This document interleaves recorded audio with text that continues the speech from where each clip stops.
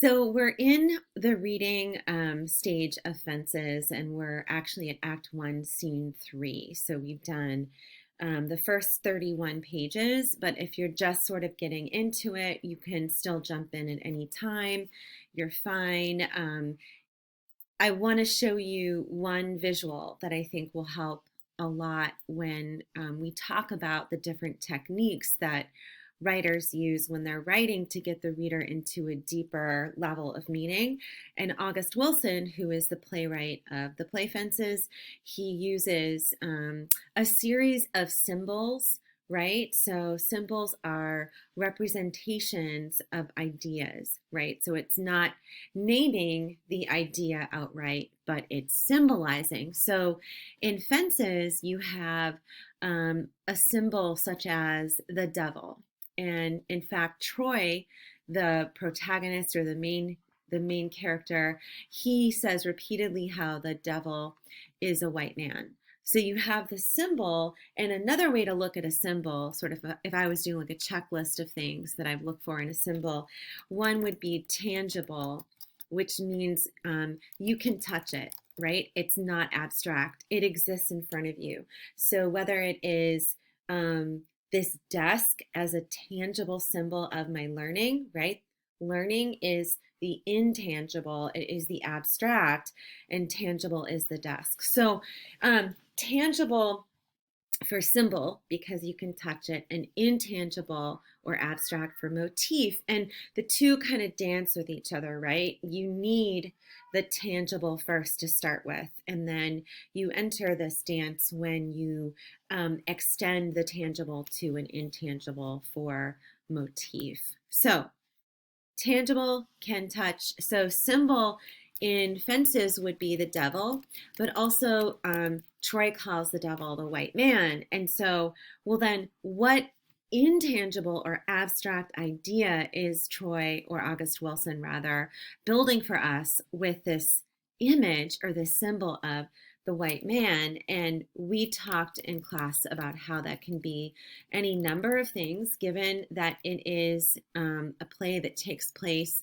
in 1957, given that Troy, the protagonist, is a garbage a garbage man. He's not a garbage truck driver, but he wants to drive the truck and he's prevented from doing so, given that he goes down to buy furniture for his house and he's denied the ability to buy on credit.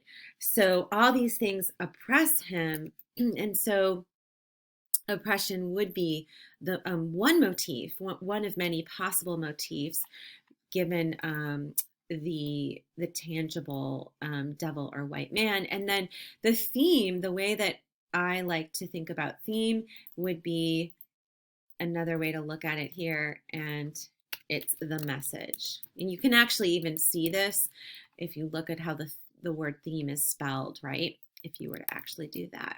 That looks weird. So, but theme is the message. And it's more than one word. It's a phrase, and it's a phrase that has a value or an impact, meaning oppression. What is the impact of oppression in Fences? Well, oppression creates, it influences, it develops, it results in, right? Not how you spell that. Results in. So using that phrase, creates, influences, develops, results in, will get you to a theme, because in theme, it's sort of like, okay, symbol plus motif, tangible plus intangible equals this idea statement, right? So in Romeo and Juliet, you might have, the symbol of their love might be when they meet, and they meet in the garden, right? So the garden is a living thing, breathing thing, right? It's a garden. We can all walk out in the garden, but the motif that it gives us, the intangible, might be love. It might be secret love. And then the theme is going to be this statement about love, and knowing, if you know or remember Romeo and Juliet, it's not a happy ending with love. So maybe the theme is love is blind or love is dangerous. So, do you see how I had a step, like a staircase? And that's intentional. We start at the lower level, the tangible, and we move upwards until you get to this theme statement. Now, what is the definition of motif? It is something that is intangible or abstract. It's a baby theme and it repeats. And so in fences, another symbol is the fence. And we talked about, okay, well, what is the fence? What motif would a fence give us? Like what abstract? We talked about boundaries.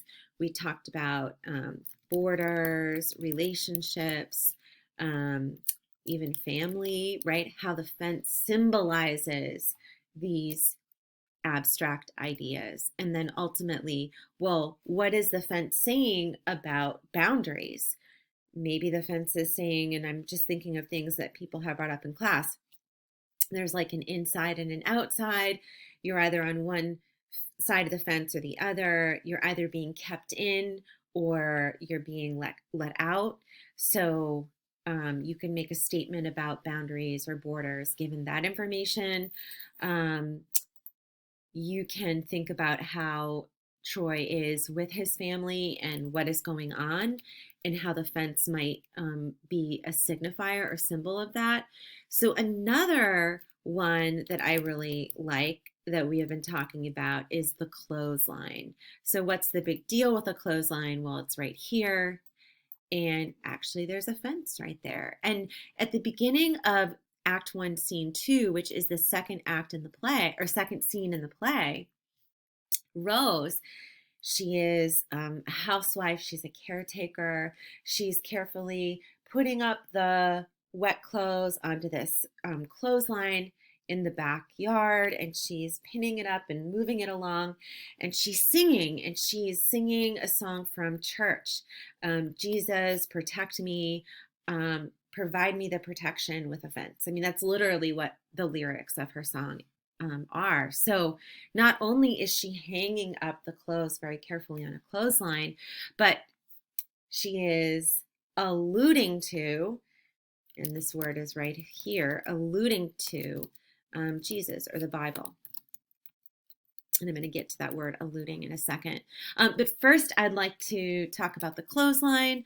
So I think it was Carlos who brought up that the clothesline equals family.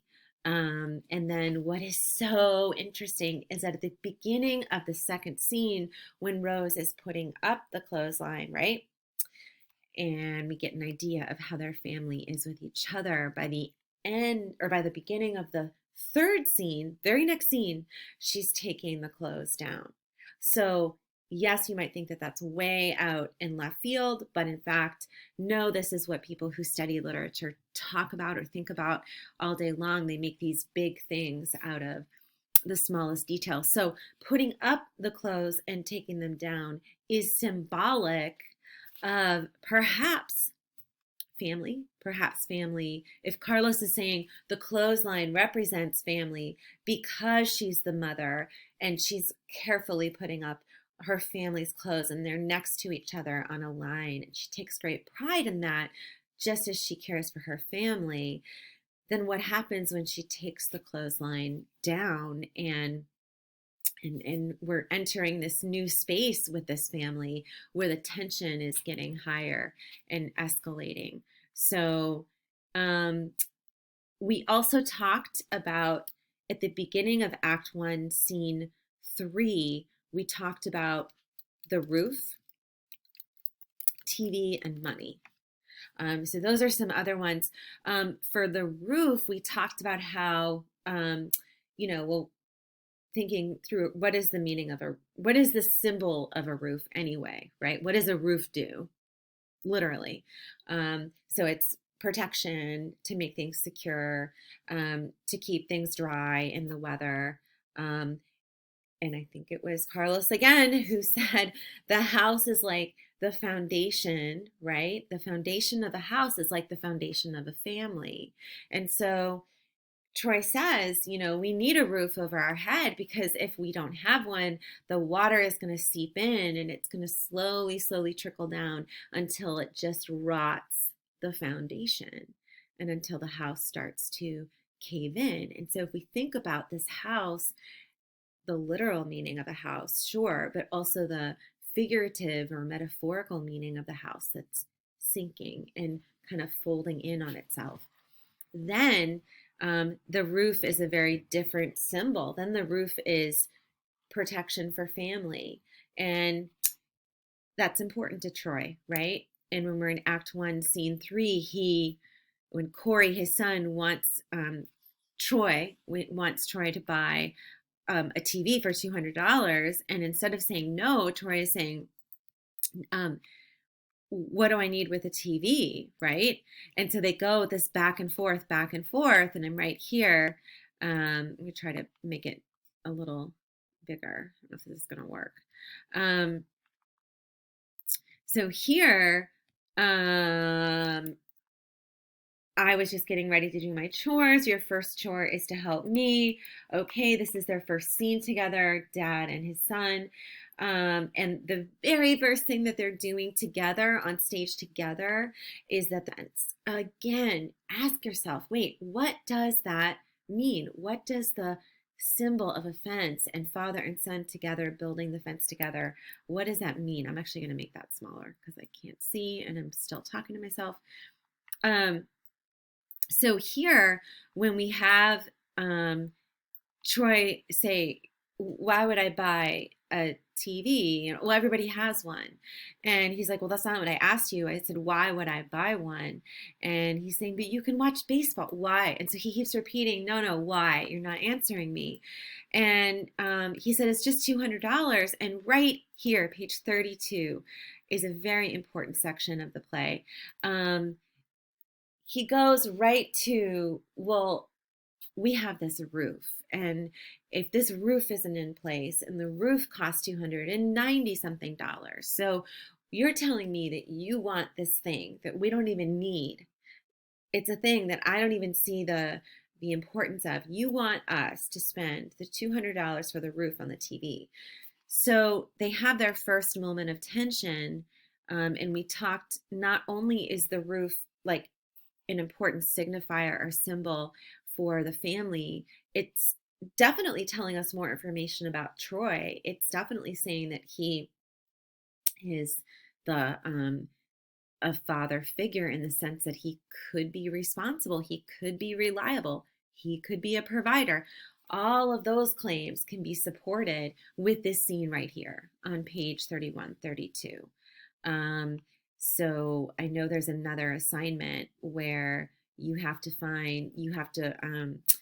take a look at some claims that Troy makes. And that's this assignment right here. And you basically can go to any part of Act 1 and you can agree or disagree. Is Troy a responsible person? Agree, disagree. You can go either way. And right here we have the evidence that, in fact, he could be a responsible person based on what we're finding on page 32, 31 through 32. So this paragraph is super important. We then have this idea of the TV and the roof. And so the TV sort of represents the son, right? And the roof is the father. And in class, someone said, yeah, that it's like one generation and another generation. And then someone else made so many good comments today. Someone else said, yeah, but it's also like lions. So there's a scene on pages 15 through 19. It's when Lyons comes around on payday asking his dad for $10. And you can imagine what happens with that. And money is also at play. But then if you read through that scene, pay careful attention to what Lyons wants to do for a job. I mean, he wants to be a musician. And Troy's whole thing is, why? That's not going to give you anything. Like, clearly you're here asking me for my money. And Lyons says something very important. He says, yeah, but it's playing music is the one thing that's going to get me up and out of bed in the morning. Like, it's the one reason to live. And Troy just cannot understand that. Like, he is here's the money that we need. This is what we have to do to get it. And Lions, someone said in my fourth period, again, there's a dream. Like Lions has a dream and Corey has a dream. And while his dream may not be the TV, he is willing to make compromises with his dad and say, I'll fix the roof for you after you buy the TV. So I know that's a bit of everything, and I tried to keep it short. I'm actually just trying to teach as much as I can in a very short amount of time. Like I said, we're up to page 32, 33. The other scenes that are super important would be going back to like 15, pages 15, 16, 17, 18, which is that $10 scene. And then when he talks about how he had to buy the furniture and he bought the furniture from the devil or the white man, right? And this question that we had in class of whether or not he sold his soul. He says he didn't, but that's the question. We also spent a lot of time talking about his brother, and his brother is named Gabriel or Gabe, and it is an allusion. So that's the word I was going to tell you about. When you allude to something, you have an allusion. Allude to something. Nothing like typing this out on video. So when we allude to something from the Bible or we allude to something from Greek mythology, it is an allusion, and it is bringing up something in our mind so that we get a deeper meaning out of it. So in one sense, if you don't recognize the allusion, like if you didn't know, oh yeah, Gabriel, that's the Archangel Gabriel, the highest angel of heaven, you could still get something out of it. But we learned that Gabe, his brother, who comes back from the war, like missing a part of his head, we know that he has a list, and he thinks he has a list, and he thinks he has the list for people to go to heaven or for people who are going to die. Like he has the names of those people, and he says to Troy, I saw your name, and he repeats it. Like go back to that scene. It's page 30, 28, 24, 25, 26, 27. So he repeats it over and over. It's right here. Page 26. I saw your name. I saw your name. It got Rose's name in there too, but not like I've seen yours. I really saw your name. And he said, my name, I've already been to heaven, so I'm not in there like you are, Troy. And so just like in Antigone, the moment where she is standing before Creon and says, I did this thing, and we know she's going to die at that moment, right here, Gabe is like, I saw your name. It's right here. That is an illusion, right? Because he is like the Archangel Gabriel. And this is foreshadowing, because we can assume, oh, wait a minute, does that mean Troy is going to die? And then if so, why are we talking about this anymore? And that is the question. Why do we continue to pay attention to things where we know, we think we know what will happen? So that was as best I could do in a very short amount of time. You can Google, like I have fences. I have it on here, but if you Google the scene called the $10 scene, it'll pop up, and I'll play out just at the very end. Let me just play their TV roof conversation. All right, hold on. Oh my God, why can't I play this? I go in the house.